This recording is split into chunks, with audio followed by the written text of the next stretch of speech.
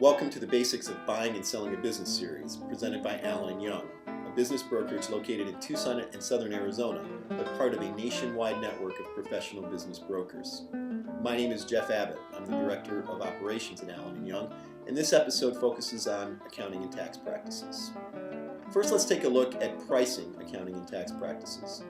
The first thing to remember is that while there may be many accounting and tax practices in your community, each one is unique. The principal factors that will influence how they're priced are the following. The location. A highly visible office location is necessary to attract walk-in clients. Since most clients only come in during the tax season, their ability to find you and see you and find you convenient is of critical importance. The size of the customer base.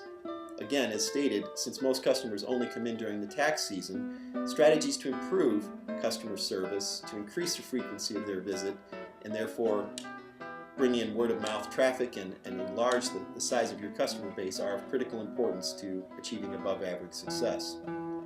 Profitability of the practice, an obvious factor, as is competition. You'll be better served if there aren't 4 other tax practices within a 2-mile radius. And finally, other services such as folding in mortgages, retirement products, or other financial service products that can be bundled and offered for sale in the same office with, of course, proper licensing, can dramatically add to the convenience for customers as well as your revenue. Consulting and representation against the IRS is also another lucrative source of business and one increasingly sought after. Additional factors to consider when pricing an accounting and tax practice include rent as a percent of sales. Are you paying too much? The number of employees that you have. Whether your practice that you're considering selling or buying is a franchised operation or a sole proprietorship. And finally, the marketing and appearance. It's critical in this business to maintain a professional and orderly image. After all, would you want to trust somebody that looked disheveled and disorganized with your taxes? Now, let's look at some operating benchmarks for accounting and tax practices. Revenues are generally in the range of about $100,000 per customer-facing employee, or in the range of approximately $150 per visitor per year.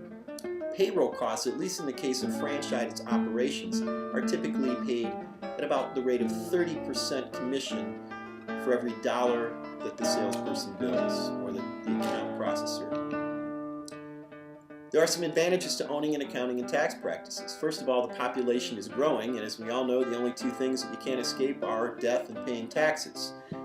And there's a growth in electronic filings and rapid refunds, and your ability to offer this service will increase demand for your firm's services.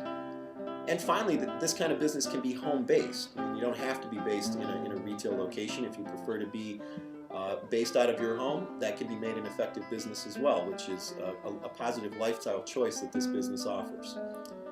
And there are some disadvantages to owning this business as well. To begin with, tax codes are continually changing, and that requires an ongoing investment of time and resources in continuing education, updating of information systems and forms, and so forth. And given the current state of federal, local, and municipal deficits, these changes, and particularly additions to new tax codes, are likely to only increase over time. Here's some final thoughts about accounting and tax practices. In times like these, buyers are looking to buy a stable business. The risk in buying an accounting tax practice is very low, and the industry trend is upward, with stable, predictable, moderate to high growth. This business model, however, is quite easy to replicate, and the barriers to entry are relatively low. So that means there's always going to be competition. However, this is moderated by the fact that the business is relatively complex and requires specialized knowledge of its owner-operator. An accounting tax practice is a highly transferable and highly marketable business, and therefore could be an excellent first business to own, to gain experience as a small business owner, or to branch out from the cash flow that it will offer. Buyers with strong marketing skills and technological savvy, as well as specific tax knowledge, will be able to extract a higher value. Well, that's it for this episode. Thanks for watching the Basics of Buying and Selling a Business, presented by Allen Young Business Brokerage. Be on the lookout for more episodes in this series as we explore the ins and outs of buying small businesses of all shapes and sizes.